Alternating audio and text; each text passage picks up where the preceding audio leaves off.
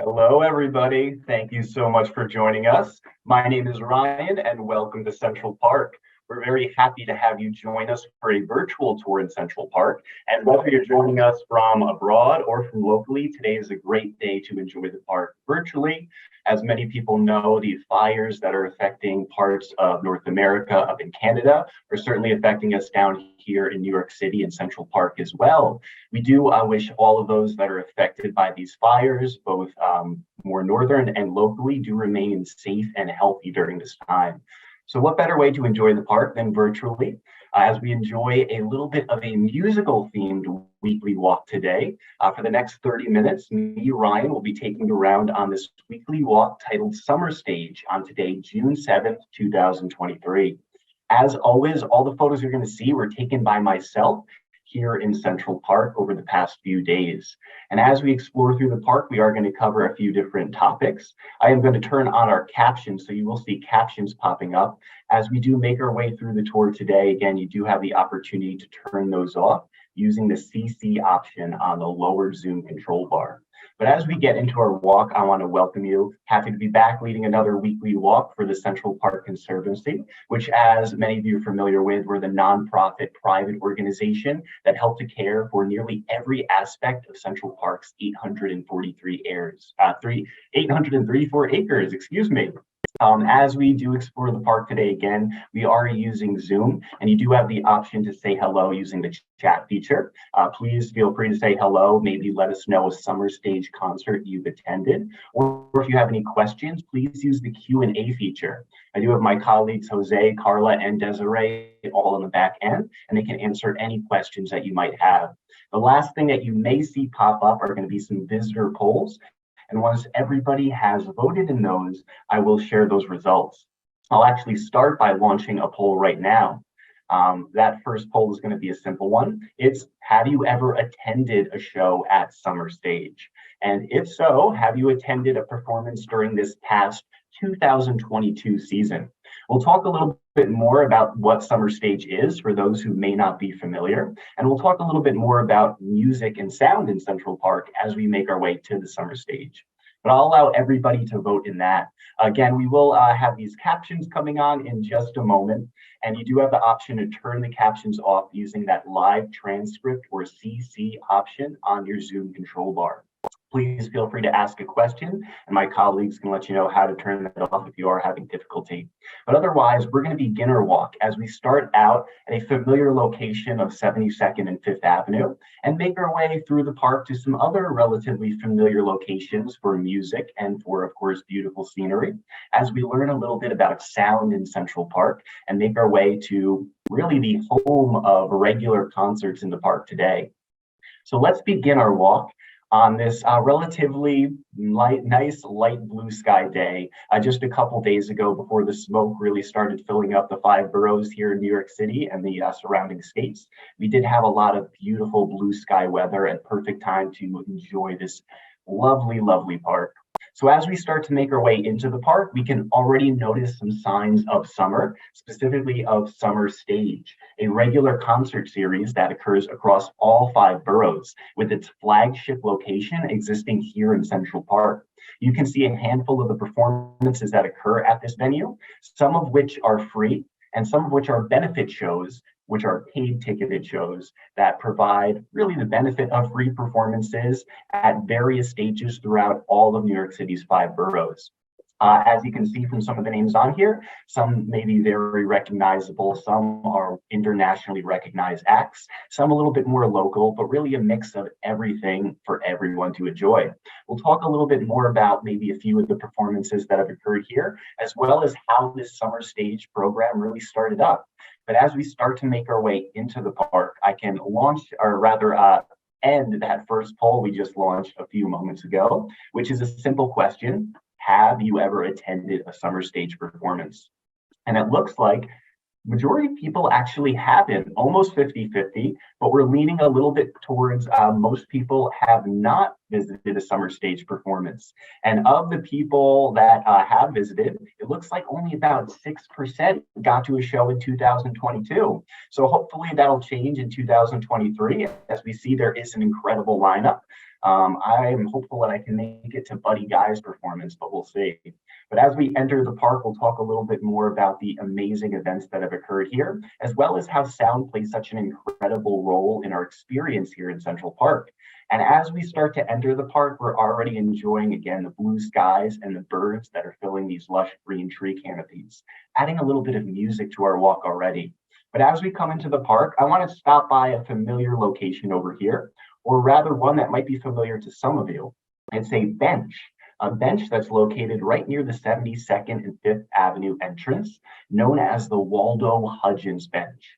Waldo Hutchins is one of the original Board of Commissioner members overseeing Central Park's original design back in the 19th century. He was also a lawyer, a congressman, and an assemblyman.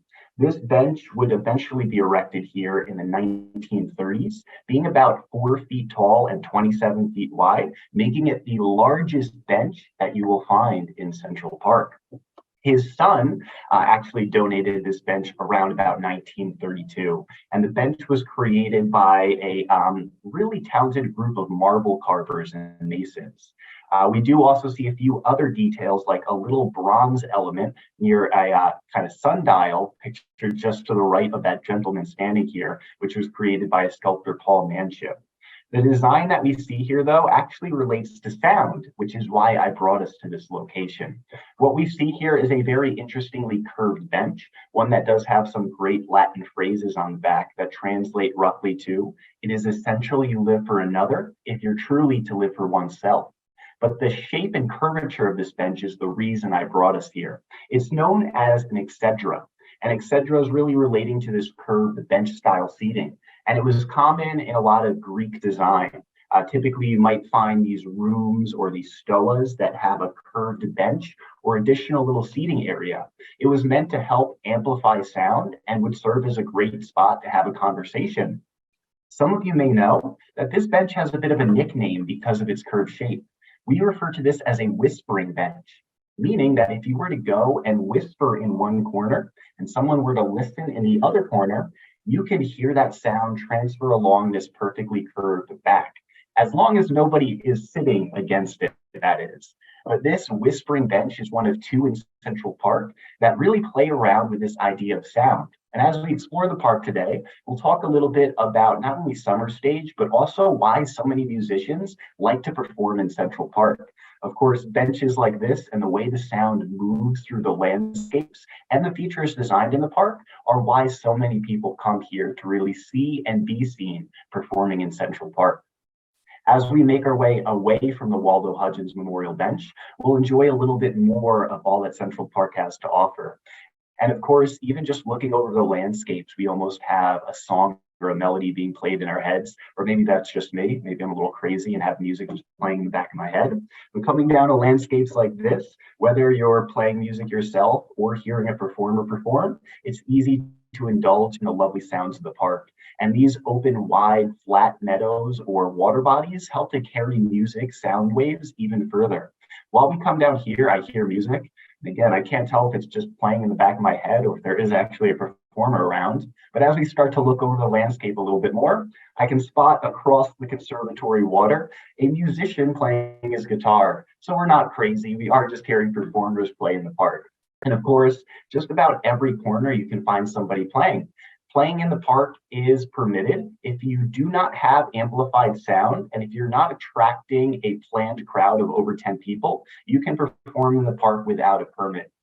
Amplified sound and, of course, taking up space or bringing in large groups of people will require a permit. But for the most part, if you're not blocking off benches, playing anything that's deemed offensive or disruptive, you're allowed to come and perform in the park, making it a favorite for a lot of musicians. And we'll see some of the favorite areas that musicians love and learn why they love them in just a little bit. But for now, we can continue traveling, making our way a little bit to the west.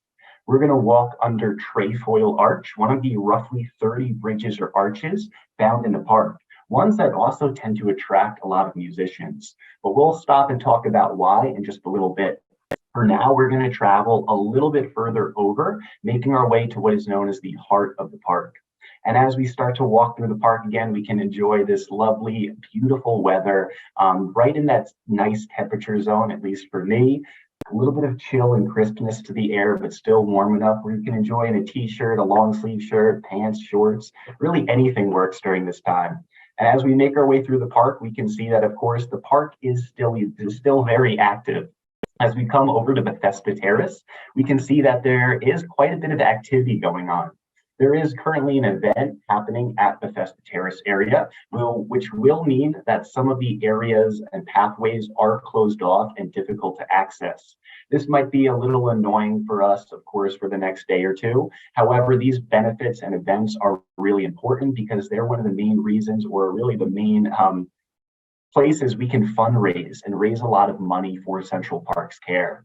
As some of you may know very well, we at the Conservancy helped to raise roughly 75% of the park's $100 million annual operating budget. And we're doing that through a lot of fundraising events, memberships, some gift shops, and paid tours. So thank you for anybody that attends any of our tours, any of the fundraising events, or even purchase something in our gift shop. All of that money, again, is going back to keep this park looking clean and green. So if you do ever come on a tour or buy something, you are part of the reason the park looks so beautiful. And we thank you for that. But of course, even just learning about the park and why events like this occur, I think helps paint a better picture as to all of the different layers that go into caring for this incredible park. And even with events going on, it doesn't completely block off everything. We do have the opportunity to still come and enjoy parts of Bethesda Terrace. And while we're over here, we can talk a little bit about a favorite area that people like to perform in. Typically, this is where we can access when there is an event occurring here. And we'll notice a lot of people tend to perform here. But why do so many people tend to perform in Central Park? Well, I like to describe why people like to play in Central Park by quoting a New York-born artist, Alicia Keys. If you can make it here, you can make it anywhere. But of course, there are reasons beyond that. Beyond Central Park being a world-class stage, we also see a lot of sound benefits from playing in park, specifically from playing under places like bridges and arches.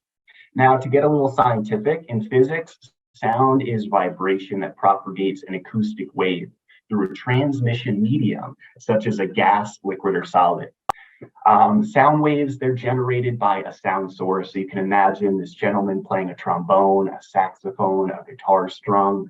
That is going to travel through air, water, gas, and it's going to create this sound wave. During the propagation of the sound wave, waves can be reflected, refracted, or attenuated by a medium. So you can imagine reflection playing underneath an arch. That sound goes up and bounces off the ceiling, the wall, and helps it to reverberate back. Reverberation is basically what happens when the sound persists as a result of being repeated by reflection or even scattering after the sound source has stopped. That's like an echo type of effect. If you've ever gone to a cave or under even Bethesda Arcade and yelled, you get that echo even after you stop yelling. That's the reverberation of sound, something that makes listening to music under arches and arcades especially wonderful here in the park. This is the primary reason why so many artists perform under these different areas. And one of my favorite artists, we can see pictured here, performs pretty regularly under Bethesda Arcade. Those who are park regulars might be familiar with Carlos Koenig. I'm sure I'm pronouncing his name just a little bit off. I do apologize, Carlos. Carlos Koenig, his name is spelled K-O-N-I-G, is a world-class musician and guitarist who plays for free here in Central Park. You can actually find some of his work on YouTube. He does have a website as well. My colleague dropped a little link in the chat of some of Carlos's work. But if you do ever see him in the park, very easy to see him since he's out here regularly. You can indulge in his incredible guitar playing skills and again, see a world-class performer playing for free here in Central Park. I think one of the things that helps to add so much magic to these park landscapes. So thank you, Carlos, for all that you do in providing a wonderful soundtrack to our exploration of Bethesda Arcade. Now, as we leave this area, we're going to make our way just a little bit closer to, of course, the SummerStage, the main piece de resistance of today's walk.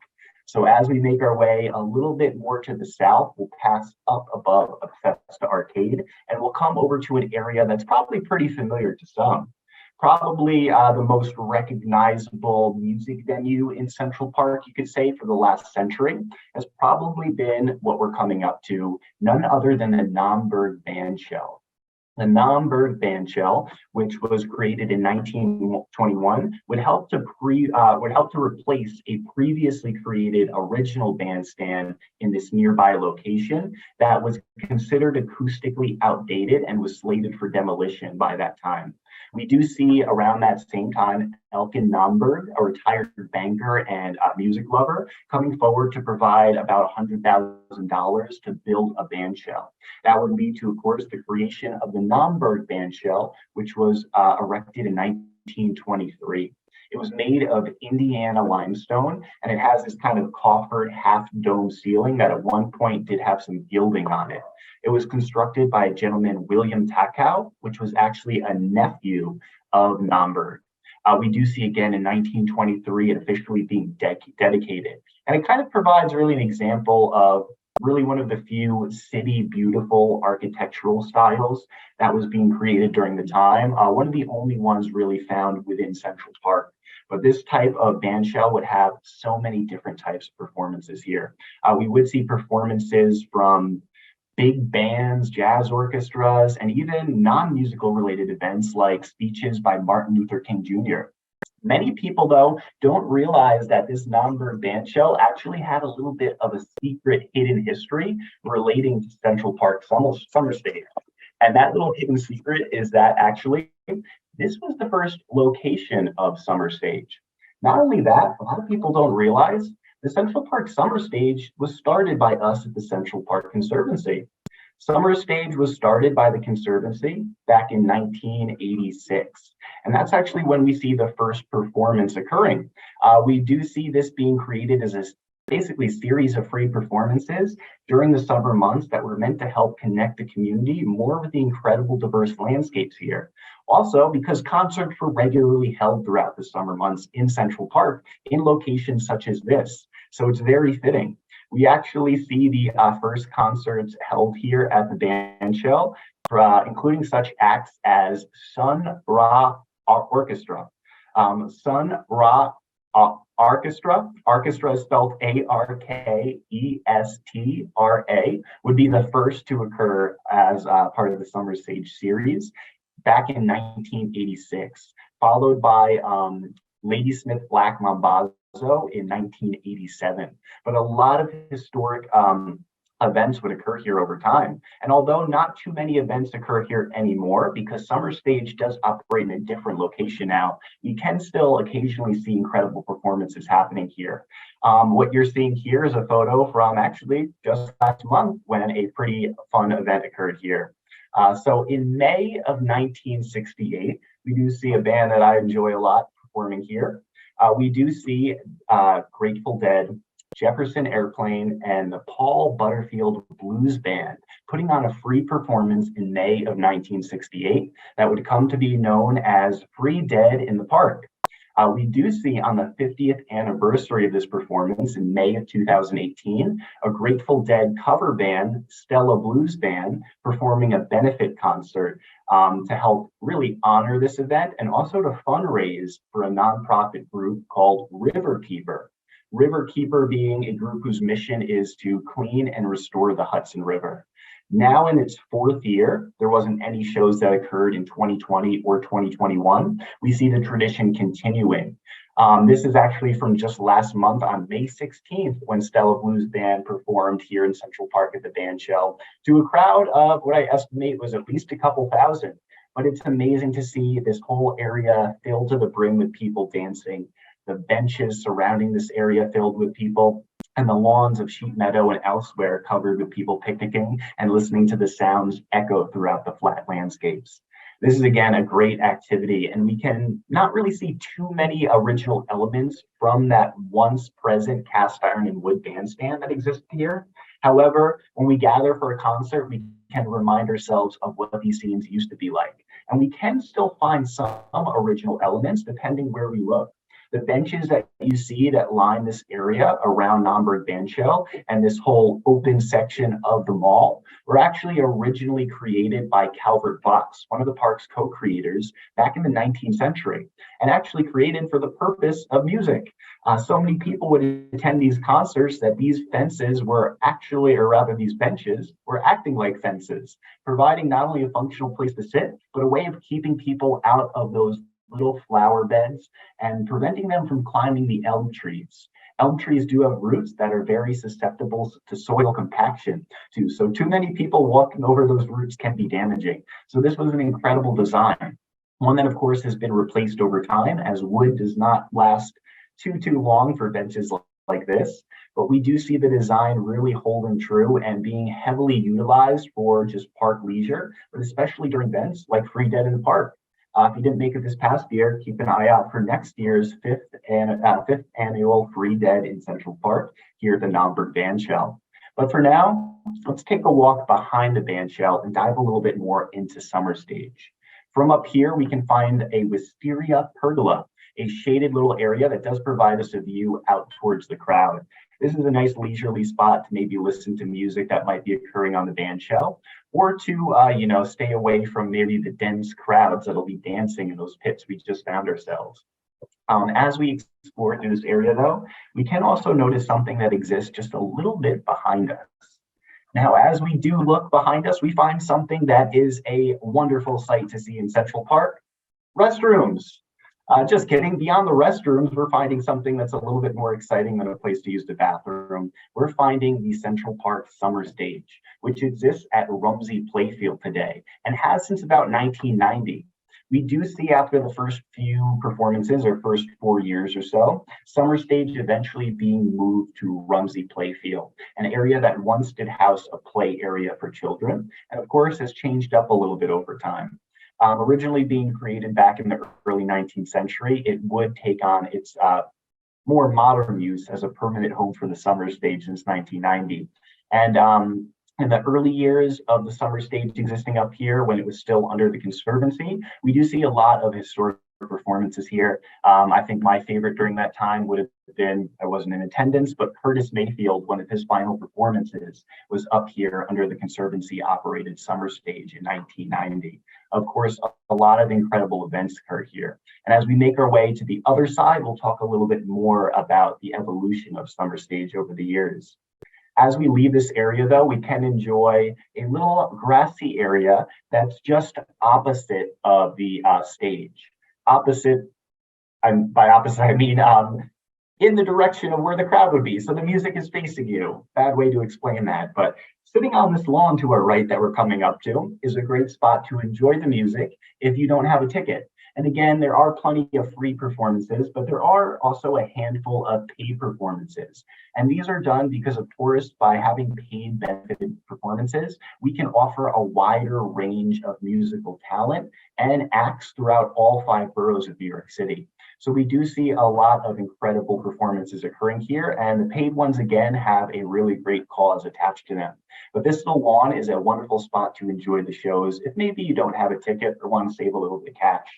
A lot of times people ask us about this lawn because you might notice if we zoom in, there are some things sticking up there. Sometimes we walk by here and people ask us, are those tombstones that are sticking up?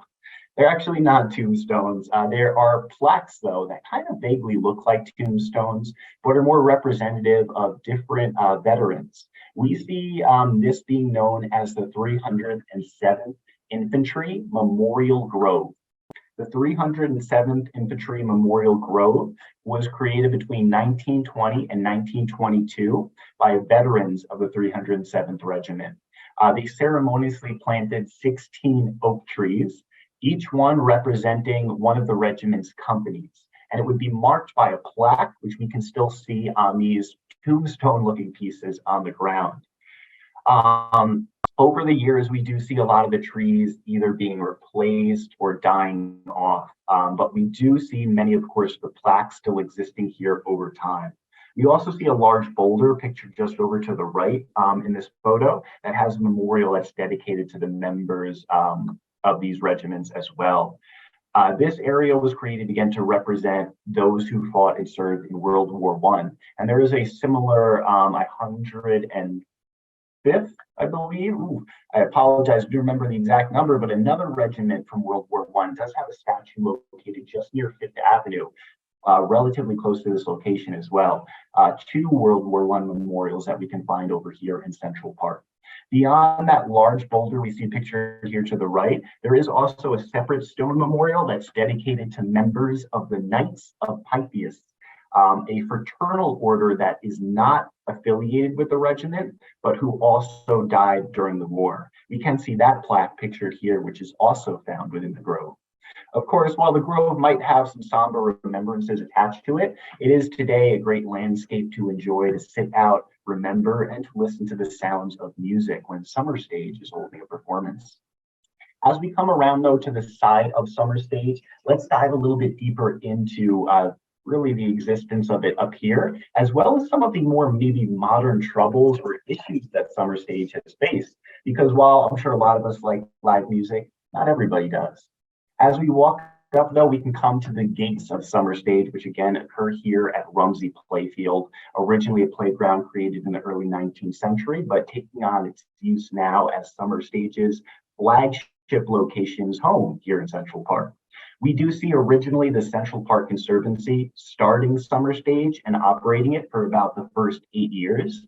But in 1994, the City Parks Foundation, a nonprofit entity that was established to supplement parks programming, assumed responsibility for SummerStage. So ever since 1994, you'll see the City Parks Foundation operating all 5 of the SummerStage venues. At one point, again, SummerStage only existed here in Central Park, but we start to see eventually it being expanded to cover all 5 boroughs.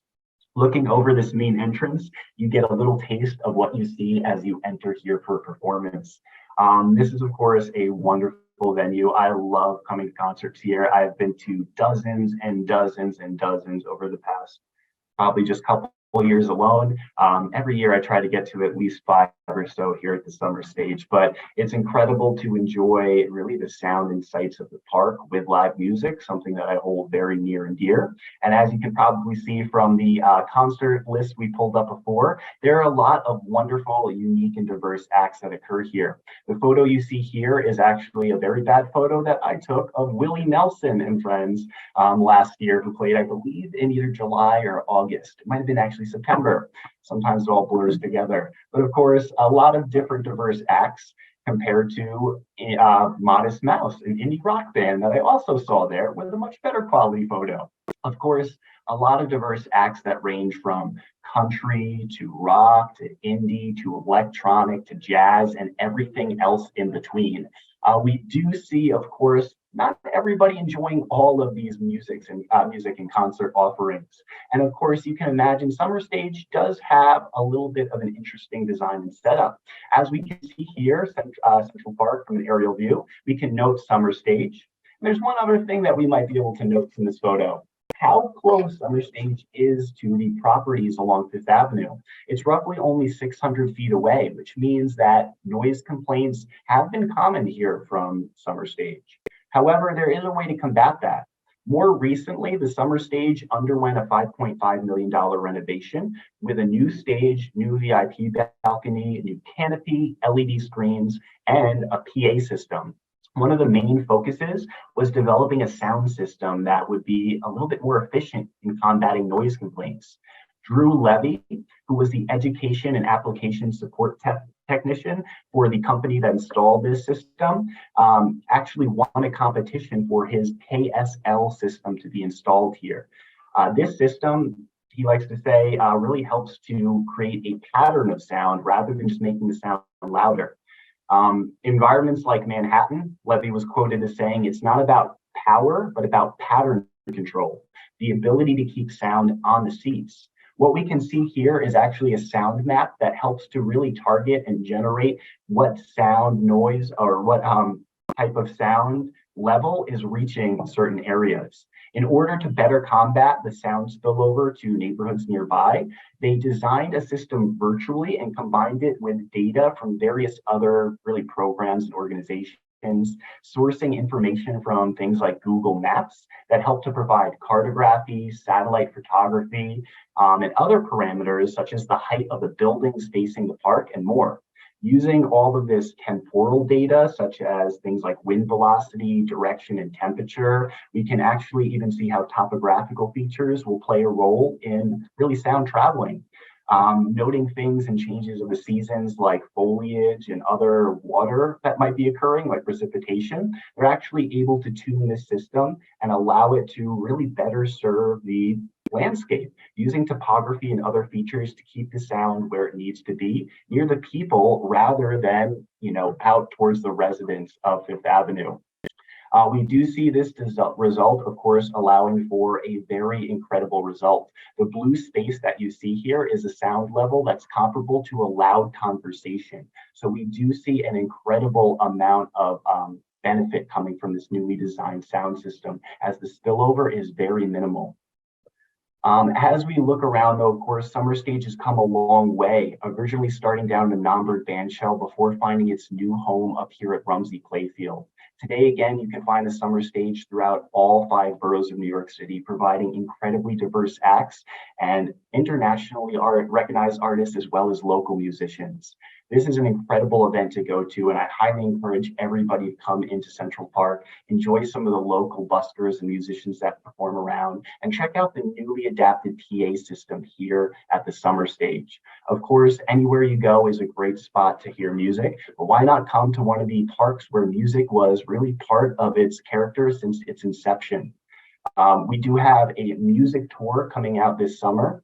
Not sure exactly when it's going to go live, but do keep an eye out on our website if you'd like to learn more about the incredible connection of music to Central Park. As we do come to the end of our tour today, I'll leave the room open for just a little bit in case there are anybody that do have any last minute questions we didn't have an opportunity to answer. But as we come to the end of our musical tour here in Central Park, I want to thank you for your support of us here at the Central Park Conservancy. And I want to wish you a very safe, happy, and healthy rest of your week. Of course, do enjoy the park as much as you can virtually while we are dealing with some of the smoke existing here in New York and elsewhere. And all those, again, affected by these health concerns, please be safe and stay healthy to the best of your abilities. We do hope to see you soon here in Central Park, whether it be in person or virtually. But for now, we do wish you the very best. Again, we'll keep this open for a little bit longer. But from all of us here at the Central Park Conservancy, stay safe, be well, and we'll see you soon. Take care, everybody.